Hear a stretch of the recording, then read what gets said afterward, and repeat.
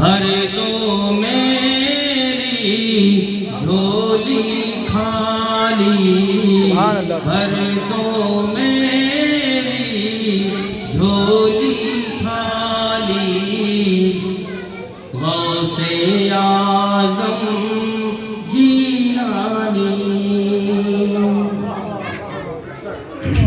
آپ کی ماں نے اپنے شکم میں آدھا حافظ کر ڈالا،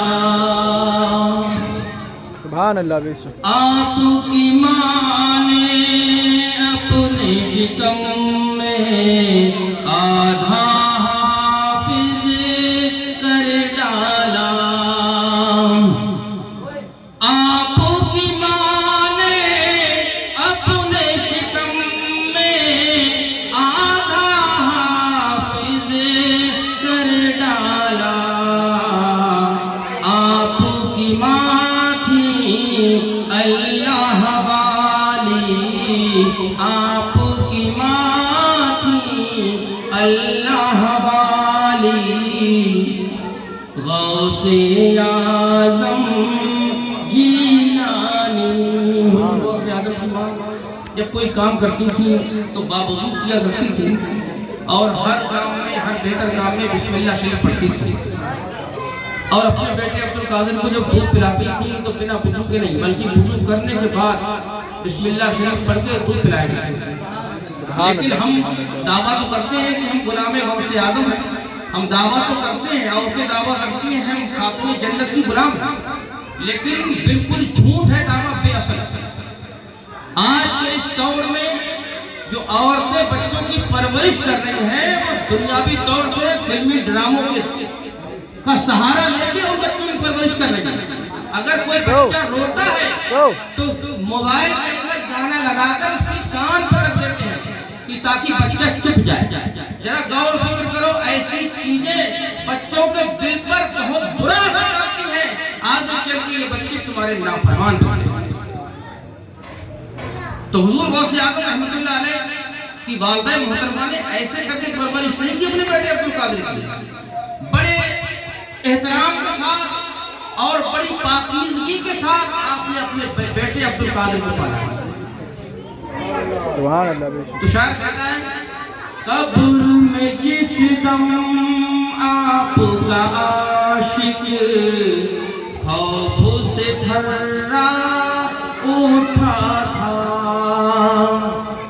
ہم قادری کو اللہ کی رحمت سے کوئی ڈر نہیں، کیونکہ ہماری مدد غوث اعظم یہاں بھی فرما رہے ہیں اس وقت موجودہ حالات، اور جب دنیا سے جائیں گے، جب قبر کے اندر جائیں گے تو ہماری مدد ہمارے غوث اعظم قبر کے اندر ہی فرمائیں گے، سوال بھی آسان ہو جائیں گے، اور قیامت تک ہمیں کوئی فرشتہ نہیں چھیڑے گا، یہ سب کا حکم غوث اعظم کا ہوگا۔ سبحان اللہ سبحان اللہ۔ قبر میں جس دم آپ کا عاشق خوف سے تھرا اٹھا تھا، قبر میں جس دم آپ کا عاشق خوف سے تھرا اٹھا تھا، آپ نے آ کر لاج بچا لی، آپ نے آ کر لاج بچا لی، غوث اعظم بے شک سبحان اللہ ماشاء اللہ سبحان اللہ۔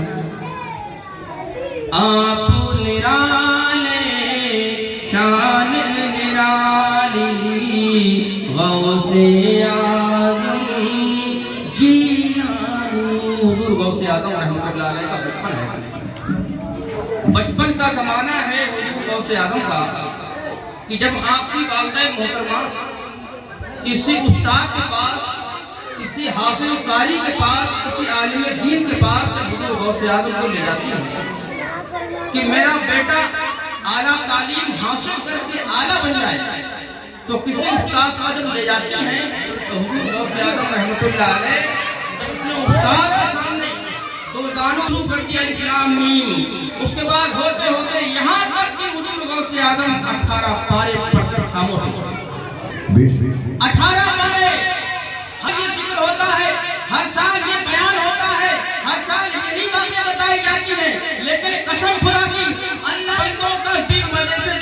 نہیں ہوتا. جب بھی ان کا ذکر کرو, جب بھی ان کا چرچا کرو, قسم خدا کی حضور غوث اعظم کی باتیں وہی لذت دار ہوا. یہ لگتا ہے بالکل نیا معاملہ. پتہ چلا معلوم ہوا یہ حضور غوث اعظم نے 18 پارے پڑھ کر جب خاموش ہو گئے تو استاد گرامی نے کہا بیٹے آگے پڑھو. کہا میری امی جان, جب میں اپنی امی جان کے پیٹ کے اندر تھا تو میری امی جان 18 پارے کی حافظہ تھی. جب وہ قرآن پاک کی تلاوت کرتی تھی تو میں پیٹ کے اندر رہ کر ان کو سن کر یاد کر لیا کرتا تھا, اس لیے مجھے 18 پارے یاد ہے. تو حضور غوث اعظم نے استاد صاحب نے کہا ارے عبد القادر بیٹے پڑھنے آئے ہو یا ہمیں پڑھانے آئے ہو؟ سبحان اللہ بے شک. حضور غوث اعظم کی شان دیکھیں, پڑھنے آئے ہو یا پڑھانے آئے ہو؟ حضور غوث اعظم رحمۃ اللہ علیہ دھیرے دھیرے تعلیمات حاصل کرنے لگے. ایک دن ایسا بھی آیا کہ آپ کے مریدین, آپ کے چاہنے والوں کے بیچ میں ایک اللہ کا ولی جلوہ بار تھا, جس اللہ کے ولی کا نام بندہ نواز یسوع دراز. یہ اللہ کے ولی گزرے ہیں اپنے وقت کے, بہت بڑے قطب ہیں, بڑی شان والے ہیں, بڑا دبدبہ تھا آپ کا اپنے وقت میں. تو انہوں نے ان مریدین سے بات کی تو ان مریدوں نے پیر و مرشد کی تعریف کی کہ ہمارے پیر و مرشد سرکار غوث اعظم بڑے کمال والے ہیں, بڑی شان والے ہیں, بڑی مرتبے والے ہیں, بڑا اونچا مقام ہے. تو بندہ نواز یسوع دراز اللہ کے ولی گزرے